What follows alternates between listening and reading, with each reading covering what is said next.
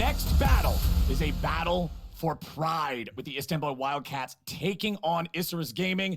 Neither team able to secure a win thus far in the group stage, but somebody gets to walk away without that winless record here as they exit the play-in stage. We just need one. Just one on the board. And especially, you know, for Istanbul Wildcats, a team that even coming into MSI, coming into Worlds last year, it was a big conversation point of, we want to show what we're capable of, dropping to teams like Beyond Gaming, right? They wanted to show that they were going to be able to bring it back, make it towards groups, and now they're, you know, potentially going out without a win if Isurus have anything to say about it.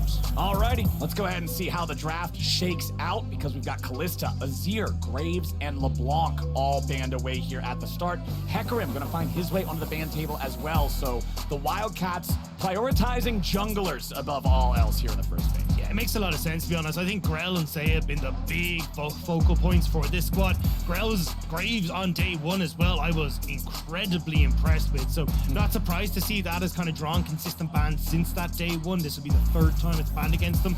We'll have to see now exactly what the game plan is. At least Holy Phoenix getting his Callista banned away. Sarah, I'm going to have the Azir removed from him as well. Alrighty, so Juani will be the last ban, so what will be that first pick here for the side of the Wildcats? I like what you said about Grell and Saya being the focus. Everybody jokes around about Heaven or Grell. Well, they're going to try to stop him at the pearly gates by focusing those top-tier champs. Just a little bit of a hover on the Garen, referencing yesterday's attempted counterpick towards an Aatrox, which just didn't work out so hot. But hey, Maokai's open. You got first pick blue side. Why not?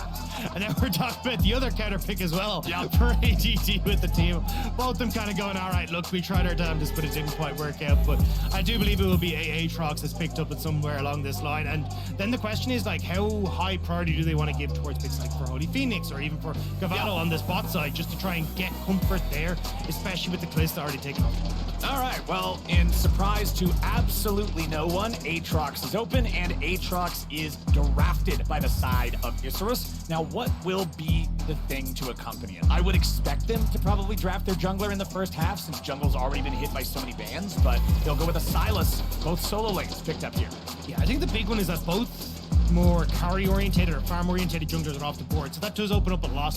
And I imagine that Maokai as well would be going towards the jungle for Ferret in this instance, especially as they take the Gnar as the answer in towards ADD's Aatrox. So it'll be a question now of, okay, do we go for the mid lane or do we want to try and get Holy Phoenix onto comfort? Now, things like the Kai'Sa, even the Samira as well, which Holy Phoenix has made a name for himself for, are still open. So looks like they will just try and get some fixture here for Sarah. Well, the Maokai having such flexibility is so great too, because even though you're seeing the Gnar and you're like, all right, he can't go top now, he could still be flexed to support. You still don't know 100% of the time, so that'll still keep Isurus guessing. What do they want to go for here? Okay, locking in the Kai'Sa as their final pick, before the second half of the ban starts. Yeah, I'm curious now to see what the game plan is for Istanbul Wildcats. Samira going to be taken off the board. Holy Phoenix is also a big Neela player as well, except plays at Eclipse, at least from what I could see in the playoffs. So could be going towards something like that, especially when you've got, you know, Stark Screen who can add damage, Seren who can add a lot of damage as well. The big AoE wombo combo could be the direction that Istanbul Wildcats are looking at. And that's one of the things that I always look at if you're going to try to draft Neela. You got to have damage elsewhere. In terms of a marksman, her damage profile is generally considered very low compared to a lot of other choices you could have. So anyway, Samira, Trundle banned out. That kind of tells me that they're a little bit concerned about having the stats sapped from something like that Maokai if he's going to be main tank role there in the jungle or something. So what will be the other ban here from Isurus? Misfortune is the big one for me, right? Like, she does very well against the Kai'Sa, makes it a little bit awkward, so I assume that's going to be it. Because Holy Phoenix, I mean, look at the combo you have already for Istanbul Wildcats. Like, add a Misfortune to the mix there, it's going to be great. So they do end up taking that one away. So now the big question mark is, what does Holy Phoenix want to do? I think another jungle ban and towards Grell is more than likely going to be it. Could go towards something like the Jarvan that we've seen from Ferret, or even looking at a little bit of a mixture in the jungle pool as well for Grell. He's been someone that's had the Lilia band away a lot from him in the domestic league, but I don't think it'll really work with the combo that they have at the moment.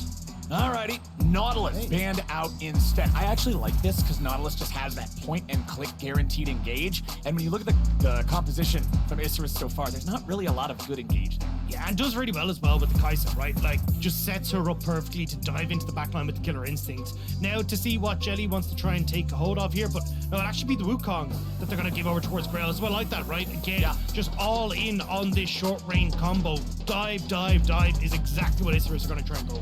Alrighty, Wildcats, what is the answer gonna be? I need to see an AD carry, and I need to see either a support or a jungler, depending on how they want to pilot the Maokai. I assume Maokai will be going jungle because they banned out the Trundle.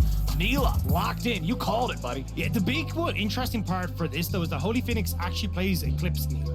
At least looking at his playoffs. So traditionally we see something like the Immortal Shield Bow and that kind of stuff coming through. So I think it'd be really interesting to see exactly what that build path is going to be for Holy Phoenix. But now I want to see something like that can try and help out, an Enchanter that can help this Neela. And Yuumi, not the worst of ideas, though it looks like they're still trying to figure out exactly what they're going to go for. Yeah, I think Yuumi just works super well here with the Neela. Yep, Yuumi and Neela going to be that bottom lane combination. So what is the support here for Isurus? What do they take to try to punish the Yuumi pick? It's super hard. Like, you could go with something that's like more Enchanter oriented, right? But that's not exactly what you want for a Kai'Sa. She wants something that can provide that engage. You have the Wukong there already, so technically you may not need it, but I still think something that can opt into that engage role, like a Leona, could work really well. Rel fits into that wheelhouse as well. Looks like Jelly is going to try and pilot that one. Okay, so there's your engage in the second half of the draft for Isurus. They've got the Wukong, they've got the Rel. They're doing all right here with that. Now, let me ask you, who are you going to give the edge to here based off of these drafts? I like what Isurus have brought to the table. I think just from power pick perspective, right? Aatrox, Sylas, super strong. You've got great front to back team fighting that can come through, great engages. And it feels like for Istanbul Wildcats, it's kind of a case of trying to absorb part of that engage and then immediately turn it around with things like the Maokai, the Neela as well to try and set it up. But it's definitely going to come down to a case of execution in team fights, and this can be a very back and forth game depending on how these early fights turn out. Alrighty, well, let's rock and roll. Both of these teams, winless thus far, 0-4 versus 0-4. Both of them really want to get this last win, especially for Isurus Gaming, playing in front of the home crowd. You know you're exiting after this stage of Worlds. You would love to do it on a high note.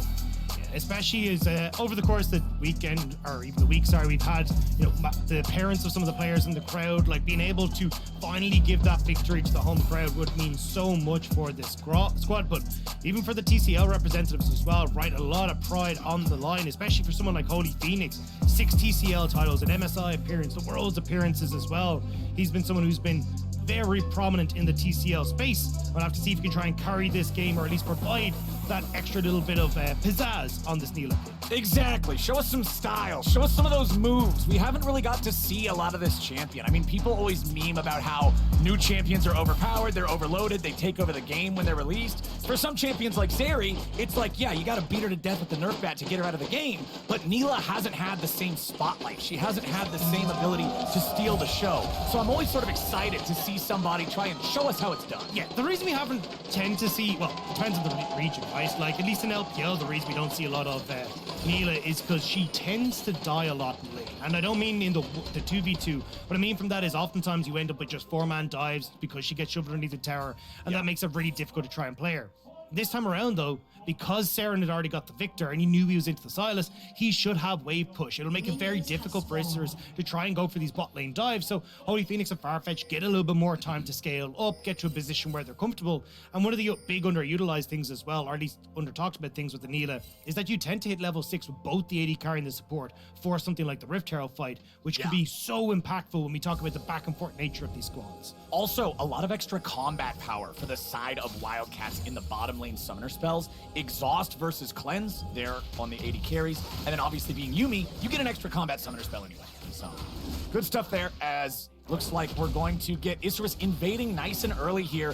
No handshake, same side, or same buff, opposite side starts here. Instead, gonna steal away that red, get things moving and shaking nice and early. This is spotted, though, by Istanbul Wildcats, right? They actually placed a ward in that Tribe Rush, so information for Ferret means he can more than likely move over to the opposite side and try and answer back. I mean, even then the second ward here. So yeah, they are well aware of what Isurus are up to here and what Grell is trying to achieve. They know exactly how long Grell is staying for, as Jelly and Gavoto going to back up a little bit here in bottom. It's Seiya first to level 2 in mid lane on that Sylas. Grell will just walk back into his own side of the jungle now, does not want to overstay his welcome. Of course, Ferret on the Maokai, not the fastest clear ever, so still clearing through that second buff of his own. And now he'll move towards the enemy jungle, trying to steal a red back, perhaps. Yeah, sometimes you'd look at Grell and go, oh, you know, you can move in towards this top side, try and catch at the Maokai as he moves in, but because you've got full push for Starscreen, and Saren is also doing a really good job of setting up a bit of a wave stack here for himself as well, there's no one who can really immediately move over to try and deal with Ferret, so should be able to get this without any sort of issues. And again, we'll just get this split map coming through, which will favor Starscreen, but might make it a little bit tough for Holy Phoenix and Farfetch. And I love this ward from Isurus. This ward that let him know that Ferret was coming in there. Seiya's gonna jump back in onto Saren now. Ferret is first here, but Grell is also ready to go. W over the wall. He'll jump in and find Saren. One more hit will take him out. It's first blood over to the home team. You see there, Saren tries to move over to help out Ferret, but with Grell able to sneak in over the wall, does a really good job to turn that one back around. So nicely done by the hometown heroes. Very, very good stuff there to get on the board. Again, I'm complimenting that ward. I'm complimenting them being ready to know what Ferret's going to want to do. And it's not like Ferret could just turn that into a mid lane gank either, because your mid laner's Victor. What's he going to do? I mean, yeah, sure, dude, I'll shoot him with a laser. But it turns around the other way beautifully. Grell utilizing the power of Wukong to hop over the wall and surprise him. And hey, it's a good start for Isurus. And that's where I want to see Isurus try and continue through this mid-jungle, so Ferret wants to move top to get away from that. Alrighty, ADD will try to just back it up here a little bit. Ferret just utilizing the power of Maokai CC to force that flash away from the enemy top laner, so ADD is going to hurt a little bit after that one. Still has about half health left, still has a potion being drunk. All right. Oh boy. Oh boy. Oh boy. Saren steps up. Saren is in for a world of hurt. He has no flash. Saren? Oh, nobody. Okay. I was like, oh my, that's a lot of Isurus members around here. But again, I like this, right? We talked about how Seiya was going to struggle to get push in mid because of the nature of the matchup. Well, if Grell and Seiya just play through the fact they have a much stronger 2v2 in these early stages, well, then you can actually get that control for Sylas that you need. Start to bring that attention down towards the bot side and make things incredibly uncomfortable for Holy Phoenix and Farfetch. And overall, like Grell and Seiya, not even just in this game, across all of play-ins, have been so incredibly good. They have been the standout performance from Isurus, and we're seeing it once more here against this number one. All right, Seiya tries to just jump forward a little bit, always just keeping Saren guessing. Is he going to go in? Is he going to jump on me, right? Always posing that sort of a threat here. As bottom side, Gavoto and Jelly, they're doing just fine up against the Neela. Not really a whole lot to talk about in that matchup. Starscream takes a lot of damage from ADD, but now he knows the Aatrox has no cooldowns, and his Narbar is charging, so he'll run him off there with a couple of extra auto attacks. Honestly, though, just the one kill here at the very start. Nothing super bloody, nothing super crazy. You can see Starscream leading in the EXP, but funny enough, Holy Phoenix and Farfetch, this is that leveling advantage that you were talking about that they have over their counterparts because of Neela. Yeah, and this is where it becomes super good for things like Rift Herald when you want to fight, because traditionally you won't actually see the supports getting that level 6 before the Rift Herald fight, but Neela will offer that. I was actually keeping my eyes on this top side though, because Starscream definitely needs help crashing this wave, especially if the Wukong for Grell wanted to go towards that top side, but looks like they're not going to go towards it just yet, so Starscream will be able to crash this wave, but that was a bit of a dangerous moment there for Starscream after taking that poor trade. I guess it's just one of those ones where you cross your fingers and say, I hope he ain't there.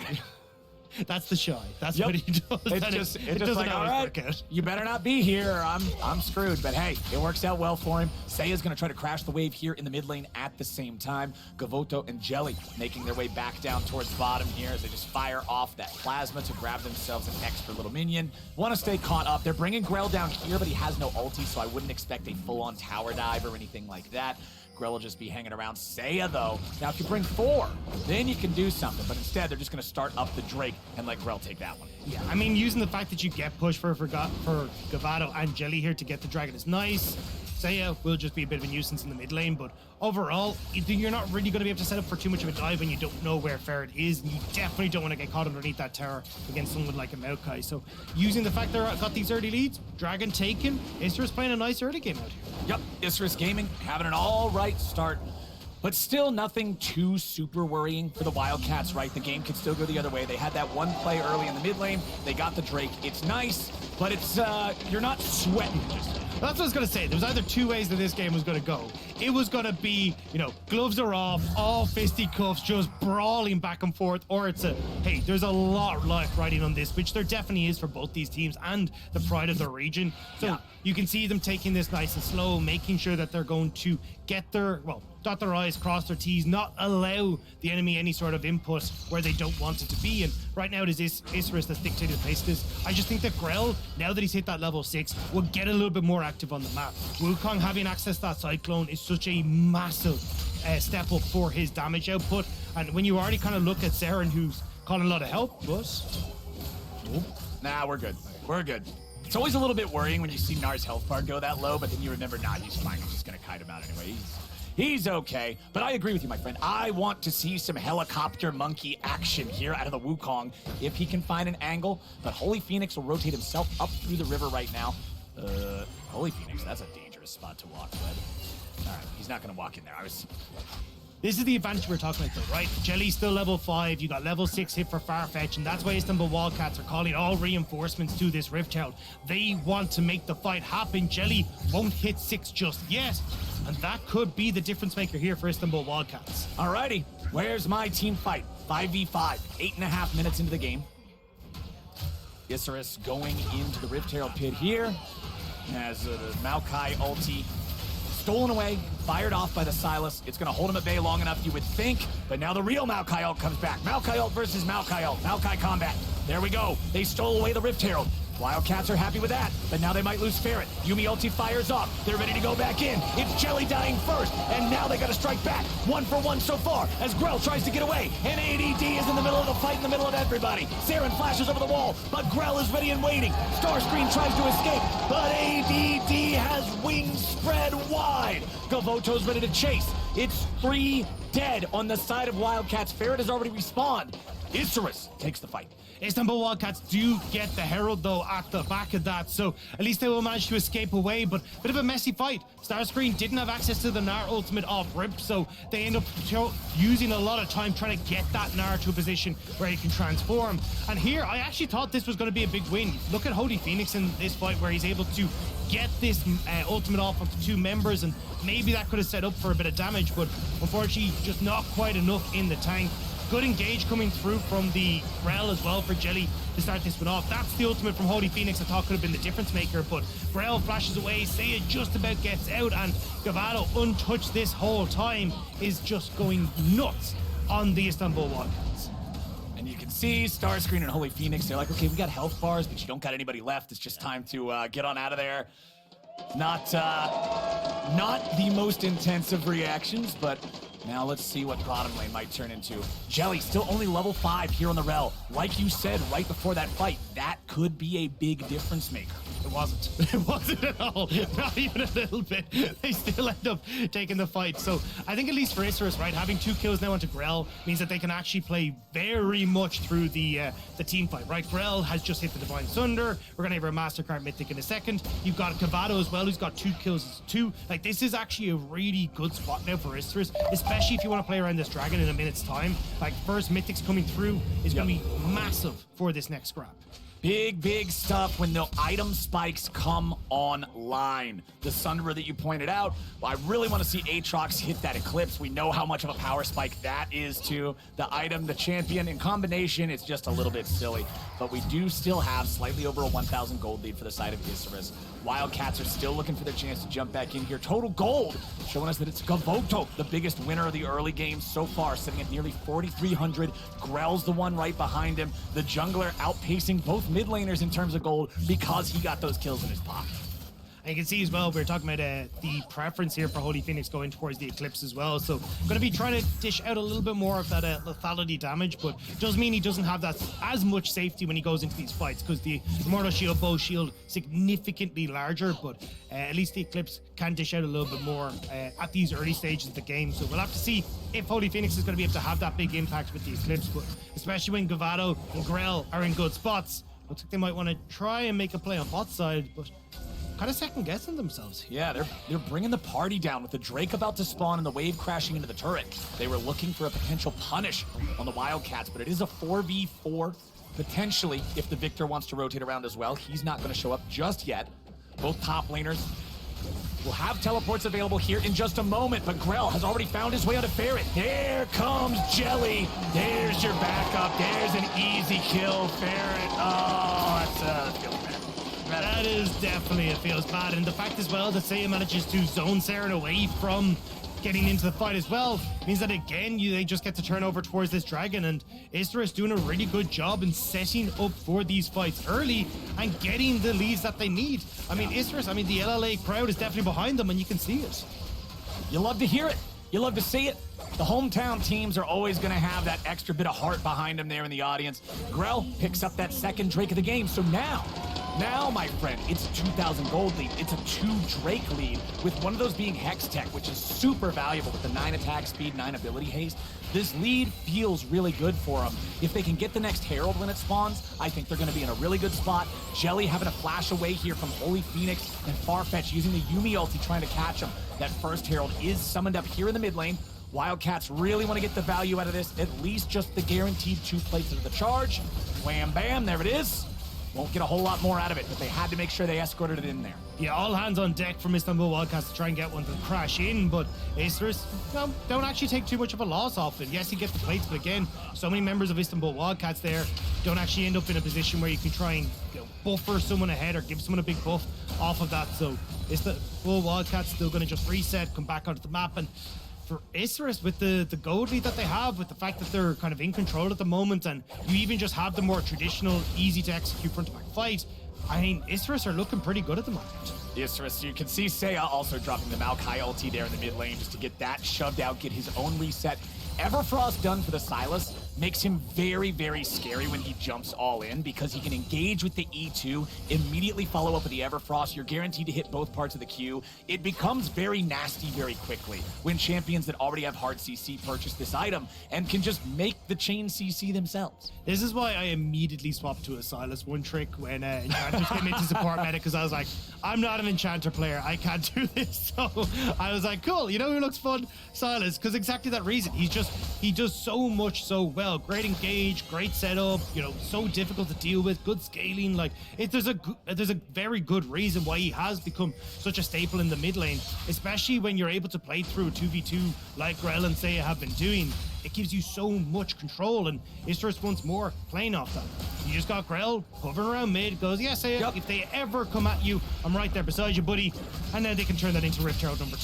Alrighty, Herald number 2. I said I wanted to see them be able to secure this one to balloon the lead, and it looks like they got the same plan. Seiya stealing away the Gnar ulti. I really like this choice, but everybody is marching up from the bottom lane. It will be Wildcats who get more men here first. They're still waiting on Jelly to come up from bottom lane on the side of Isurus.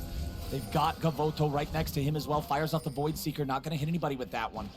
But Istanbul Wildcats will successfully stop the Herald take for now. Isurus are incredibly split, though. You've got Gavoto and Jelly on one side, and you've got the rest of Isurus on the other. So Seiya needs to find some way to get a big Gnar ult off and buy space for Gavoto to get to the other side of the fight. Because you can see, right, Istanbul Wildcats just putting a wedge right down the middle and pushing Isurus away. Alrighty, Isurus are not ones to be scared off that easily. They're ready to go again. Grell jumps in, finds the knock-up on a multiple targets. Starscream not ready to transform just yet, but Holy Phoenix is ready to fight back, and Jelly's going to be killed off first. Grell's taken low. Holy Phoenix still trying to fight it out. Starscream still somehow alive as Saren falls to Seiya, and Seiya tries to keep himself going. He won't burn away quite yet, but he finally dies there at the very end. The fight goes to the Wildcats. It's been so incredibly close, but just Istanbul Wildcats are able to eke it out. It looks so good for Isurus at the start, but Istanbul Wildcats able to clutch it out at the end. Ferret, though. Oh, Ferret, you got to be careful about these, buddy.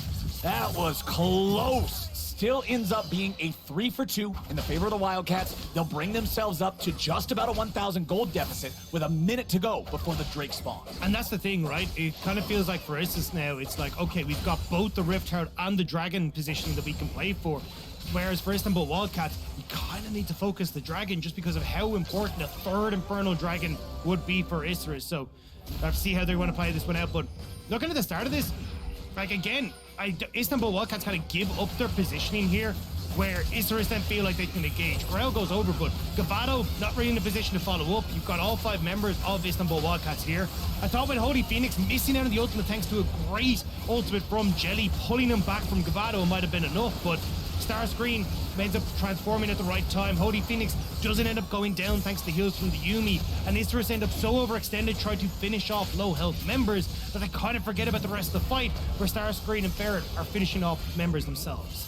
Nicely done. Very scrappy. That's what I like to see, man. That's what I want to see when we have these two teams coming in here in a pride match, right? You're fighting for your honor. You got to get in there and scrap with But now you got to scrap again. 5 seconds till Inferno. Look at the summoner spells that are missing across the board. If you get caught, you are done. There are no second chances. And we'll have to see who can try and come out on top. Ultimates are up galore. And it's Istanbul Wildcats are on the fight already. All right, Wildcats starting up the Drake. Jelly wants to go in. He tries to find Saren, but now he's found himself isolated. Jelly's alone in the middle of the enemy team. He's already down. This was a mess from Isserus, but ADD is going to try to get something back. The World Ender keeps him alive for a little bit more. He tries to get away from the Chaos Storm. Starscreen now alone as Seiya and Grell try to catch up to the enemy top laner. Grell still looks for it, gets the kill. That'll be 1 dead on the side of the Wildcats. They're still ready to fight back for Isserus. Holy Phoenix getting jumped on, but Seiya's getting chain CC'd. He can't fight his way out, and the Wildcats win another fight. They aren't done yet. Gavoto trying to get himself away, but Holy Phoenix is ready to go on the chase. Isserus are collapsing in these bigger team fights. Gavoto was in mid lane. He was trying to push in the wave, so he wasn't there for the turnaround from Grell. Grell wasn't expecting to run into the tree either as he tried to escape, so bit of a bedlam situation for Isserus, and that will give Istanbul Wildcats the step that they need to get the Dragon. Rift Herald will be taken by Grell in response, but still, that's 2 fights in a row now. Istanbul Wildcats have come out on top. Jelly's engaged there. Like, yeah, I feel like he got solo queue engaged syndrome. He sees the angle. He's like, I'm gonna get this dude. But then you're alone. Yeah. And that dude has friends. You scream, I've got the mid laner, and then turn to see that there is nobody who's with you. I mean, even from the position that they're in, right? Like, Gavato is not really in a position. Seiya can't really follow up. I think he may have thought ADD was a little bit closer, but just unfortunate. And to be honest, Jelly's actually been really good with the engages. Some of the flanks that he's found, even domestically, have been fantastic, but just unfortunate there. And ADD does buy a little bit of time. And this is where I got a bit nervous again. We're kind of seeing the bloodlust starting to creep into some of these players, where that gives the opportunity for Starscreen to get caught. But again, Gavoto's in mid lane. He's not here for the turnaround. Doesn't want a killer instinct into this fight. And with Holy Phoenix still having access to the ultimate, he's heating up Istanbul Wildcats just enough to carry this fight through. And then Gavoto trying to get away here, wants to escape, but it's pretty difficult to get away from Maokai. He'll still manage to do it just with the blast cone there. Super thankful for those plants. As Starscreen and ADD back to the split push situation down here in the bottom lane. But yeah, I really think that it's just so difficult to play into Maokai in general in these river fights, in these neutral objectives, because the reason nobody else could come with Jelly, the ulti was zoning you all away. You can't walk into that thing. Yeah, and that's why, like, it's really good if Seiya is able to steal away. Like, Seiya has access to really good ultimates here between the Maokai ult, between the Gnar as well. There's a ton of big ultimates that could be game defining, but you need Seiya there with you. You need him to kind of help start off these fights. It's the 1, 2, 3 kind of combo between Grell, Jelly, and Seiya that is the go button for Isserus, but they just haven't quite been able to find the coordination on that front. Well, they still have a lead. They're still up about 1,000 gold. They've still got a 1 Drake advantage, but their momentum is what has been suffering here with the Wildcats winning the last couple of fights. Baron is on the table, but their lead is not so commanding that I would expect them to try to start a 20-minute Baron anytime soon. Over on the side of the Wildcats, they're cool just waiting, letting this one scale up a little more, let Victor get to the point where he's super scary. You've already got your second item done on Holy Phoenix, who, by the way, has 100% kill participation, as does Farfetch, as does Saren. Like, all of these guys are involved with everything, so that tells me they're all fighting as a team all the time. And again, I think that's the best way to try and do this is Istanbul Wildcats, right? Like that big wombo we kind of talked about with the Victor, Holy Phoenix having that ultimate as well is going to be the difference maker, but you're going to have to start to indexing into stuff like Void Staff for Saren, because Seiya has already correctly identified, hey, I mean, the majority of the damage is going to be coming from Saren. Let me go towards a Banshee's Veil. Wouldn't be surprised to see things like Hex Drinker start to come out for ADD, Grell as well, even going for some of these more magic resist focused builds. This is how you can try and fight back against Istanbul Wildcats because of the way Neela kind of operates in these fights. Neela can be scary if she can jump in, hit that multi-ulti with the Apotheosis. It has been described before on the internet as sort of a janky Diana ult. Yeah. So that's still a Diana ult, though. So that can combo really, really well, especially with Yuumi layered over top of it. Both teams have such a powerful potential to wombo combo. I'm really just looking for setup. I'm looking for who gets the angle, who gets the jump on the other squad. Well, in a minute 30 until Dragon. Looks like Istanbul Wildcats are going to try and crush in this wave to get down mid-turret. Acerus aren't really in a position to try and stop this right now. It's only Gavoto who's underneath the tower, but Grell! Oh boy! Grell's ready to go after Holy Phoenix, who immediately gets himself right back away with a dash. They're gonna bring in Starscream with a TP, and it's all 4 of the Wildcats here in mid lane, as Saren is still up there in the top side, dealing with Seiya. Both mid laners having their TPs ready to go. 22 minutes, 52 seconds into the game, Isrus gets their first turret with ADD picking it up bot side. Good shout from Istanbul Wildcats not to panic on the Grell engage, especially with 50 seconds until the next Dragon. They don't flash, they don't burn any of the summoner spells. It's just the ultimates that they use to get out of dodge. Actually, I suppose the heal from Farfetch was used, but it does mean that they'll still be able to fight relatively well at this next one, unless Holy Phoenix gets on the rough side of this. I think he should be okay. The Herald will charge in, but it can't instantly kill the turret. They have to follow it up with the enchanted auto there from Grell's Q. That means that Isrus will get themselves their second turret of the game, and now they will have priority. They will have control over the river. ADD is going to go back to base. He'll recall. He has an unleashed teleport to join up if need be. Seiya is trying to hover out of vision here. You can see swapped over to the sweeper, just clearing all the vision out and going to just sit in this mid lane. Because traditionally what you see is Holy Phoenix will push in mid, solo, and that's what Seiya wants to try and punish. This is why it's so dangerous to put your control wards in the very edge of that brush, because you can see it did not detect the ward. But now Seiya with a stolen ulti, they're ready to go in as Starscream tries to get away. The Wildcats again just pop jelly, but now they're in trouble. Saren's immediately killed in response as Grell finds the ulti the second time. Holy Phoenix and the rest of the Wildcats trying to get away, and they'll kite it out for now. 1-for-1 trade, mid laner for support. And that's what we're talking about for Seiya, hiding in that brush, waiting for Istanbul Wildcats. He pounces as Ferret sneaks over the wall. Oh, Starscream's low, Ferret is low. Isrus Gaming are on the hunt. Megadar? He's still got it, but it's dangerous if you jump in there. All right, they're chilling for now. Holy Phoenix and Farfetch have full HP. They're ready to go. If they come around from the side, they might be able to make this fight happen. There is no Neela ulti there for the extra control, though. Hit with the Infernal Chains. Not going to get yoinked back. Holy Phoenix is going to work to zone them away. Ferret does not have Smite. The TP will come through from Saren to get back here, so Istanbul Wildcats do it again. They just about... Oh, actually, hang on. Isrus are still trying to fight this. There we go. Drake secured, but Isrus are ready to go. They finally engage, and they find it on the enemy. 80 carry. He gets away. Ferret and Starscream now stuck in the pit. There's no way home for Maokai except a coffin. And now there's no jungle for Istanbul Wildcats. Barrett is there. We're still going. The flowers. Oh! Farfetch. He's gone too. Farfetch gone. Ferret gone. Holy Phoenix about to be gone. He'll barely escape. ADD staying alive, but it just baits in Saren. Now Seiya's gonna go after him. Grell getting it done. Everfrost locks up Starscream. They're just about to get another one. Double kill back over to Seiya. These are the longest fights I have ever seen. People are respawning in the middle of the fight and coming back again. Barrett now is going to be up for the Baron as Isrus will move over towards that objective. Pharaoh won't be here in time, I feel like, but should be fine. Isrus should be able to get this. Yeah, I don't see any way that Ferret gets there in time. Maokai is just not fast enough as a champion. Baron secured off the back of a big dub for Isrus. And again, you hear the crowd going nuts for the hometown heroes. Isrus very late coming back into this, but again, Jelly finds Holy Phoenix. Holy Phoenix didn't have the flash because he used it in that last scrap. Ferris will get onto Gavato, which is buying a little bit of time in the backside, but everyone tossing themselves over the wall to continue fighting Istanbul Wildcats, and just a little bit unfortunate here, right? Holy Phoenix just gets clipped by the ultimate that Seiya had stolen away. Starscreen isn't really able to help because he's low, and Saren overextends again, thinking he might be able to finish off ADD, but it's all a bait as Grell gets in behind them too. So Isurus finding those moments to continue chasing down Istanbul Wildcats, and it's been so consistent that we see this. Man, this is a messy game.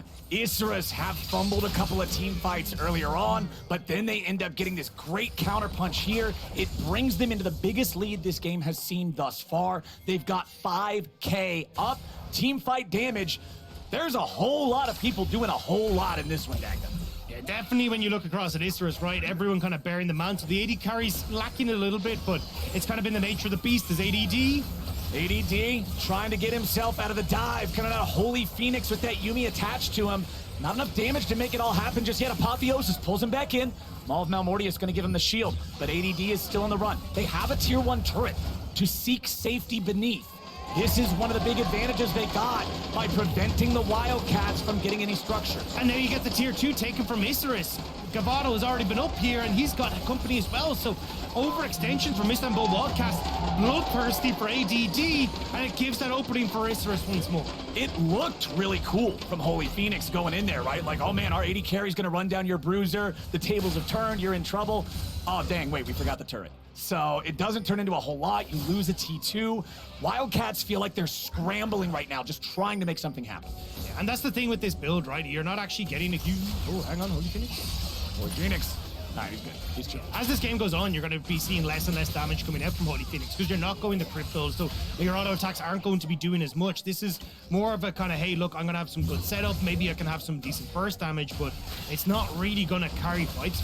It's an Aatrox cosplay build, right? Yeah. You're pretty much doing similar things to what he would like to do. As now, you're getting dove. It's a bad time. Holy Phoenix staying alive, just barely, somehow ready to go. Turn around. Holy Phoenix lives. Starscream with a slam back into the wall, but it won't matter. Isurus is just beating him to death with the gold lead. Ferret killed next. Double kill back over to Gavoto. They're still looking for more. 3 versus 3. Even fight. Again, Isurus just take that step too far underneath the turret, though. Istanbul Wildcats will get a couple of kills back, and now the resets will come through for Dragon. Flashes are available for Starscreen. Saren just burnt his, so he will more than likely be the focus of this fight for Isurus. And on the opposite side, I mean, no flash on Grell, no flash on Seiya. Jelly as well going to struggle to get into these fights. It's going to come down to creative flank maneuvers from Isurus.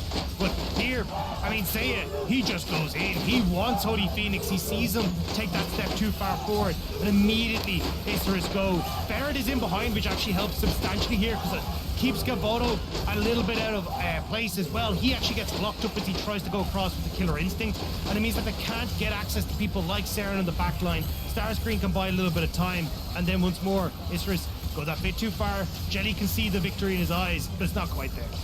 It's not quite enough to dive a tier 3 turret, so they're going to get themselves back. They're still going to be in a nice spot. It's still a lead for Isurus by 6,500. The Drake is the target. The last 2 have gone the way of the Wildcats. Isurus really wants to control this one, but here comes the ulti. Ferret fires one out. Seiya fires one back. Now they're ready to go. It's Jelly and ADD into the back line, looking to scrap and make it happen. Meanwhile, Holy Phoenix fighting off the rest of the Wildcats, but ADD kills off Saren. Now the fight continues. ADD still fighting through him. Beautifully done. That's it. That's what they were looking for. Neela won't survive any longer either. Ferret tries to get away. It's an ace. 4-0. Isurus Gaming takes the game. You can see the happy parents in the crowd. You can see the happy faces in Mexico. Isurus will find their win here against the Istanbul Wildcats and will not find themselves going 0-5. Isurus Gaming, they had one last shot to take a win, and take it they did. 31 minutes in, they will defeat the Wildcats and find their first win of Worlds 2022. It was messy, it was scrappy, but it was Isurus winning the game, and you can see how much that means to everyone in the stadium there. Yeah. Great stuff for them to be able to pick up that needed win at home. You love to see it, the signs in the audience, Gavoto, Gavoto. You know it means a lot to be able to do this, especially when you consider this is the first time that Worlds has been in North America since 2016. There's not a lot of international events going down around here. To have the chance to play in front of the home crowd on a stage of this caliber and at least be able to walk away with your heads held high, taking a win, that's worth a lot. Fighting for the pride there, getting the win for these guys. GG to Isurus Gaming, and unfortunately, that means the Istanbul Wildcats will join the Chiefs in exiting the world stage without getting a win this year. Definitely not what they were hoping for, but they fought back hard in this last one. It looked like they might have had a couple of moments, but they came up short. Yeah, especially when you kind of look at the TCL and the rivalry that is cropped up between themselves and CB Law, even from the past with the International Wildcard Tournament. This has been a region that has so much pride in it, has had a huge amount of passion behind it, and is a team that for a lot of times were, causing a few upsets, but unfortunately just haven't been able to find it this time around. Well, both of these teams are eliminated from moving any further into the play-ins knockout stage. But again, congratulations to Isurus for going out on a high note. Coming up next, we got Group B. This is going to determine some tiebreaker potential in the next one. It'll be DRX versus the Mad Lions. This one could get very chaotic if Mad Lions can take down the last remaining undefeated team. Hey, look, all I'm saying is I'm down for a 4-1 tie, then we get RNG to creep out in first place, but we'll have to see exactly how that one's going to pan out, because DRX are looking fierce in that group. Yeah, I mean, the only lossless team remaining, they are definitely a tough opponent. Mad Lions has their work cut out for them, but they've been playing pretty good so far. Maybe they can do it. It's a massive maybe. But okay, we've got the Group B standings taken care of. Let's take a look at how Group A ended. Fnatic will clutch first. This automatically puts them into main stage groups. They will not have to play a best of 5. Megabank Beyond Gaming and the Chiefs are both eliminated. They cannot go any further. They will not compete. Evil Geniuses, Loud, and Detonation Focus Me find themselves in a 3-way tie. That means they're going to be competing for who gets the second spot and the easier best of 5, while the other two are going to be in a much more dire situation. Here's the schedule updated now with the tiebreakers for the rest of the day. You can see Evil Geniuses going up against Detonation Focus Me first, and then Loud will play the winner. Loud gets that right because they had the fastest average game time. So that means EG and Detonation Focus Me. If you lose that one, pretty sure you're out. If you win that one, you play Loud. Winner of that will get to play against the weaker opponent from the other group. Loser of that, well, you're probably playing RNG. Yeah, which is a big old toughie, to be honest, especially for EG and DFM, right? I mean, we're getting that rematch that we just saw earlier of the absolute bangers, so I am so ready to see how that one's going to pan out. But of course, before we get to that point, we are still going to have those next couple of games from Group B. We're stepping away, but on the other side, we'll be hearing from hometown hero Grell before our featured matchup presented by Mercedes-Benz, where we see DRX battle the Mad Lions for a guaranteed spot in the group stage. Don't you go anywhere.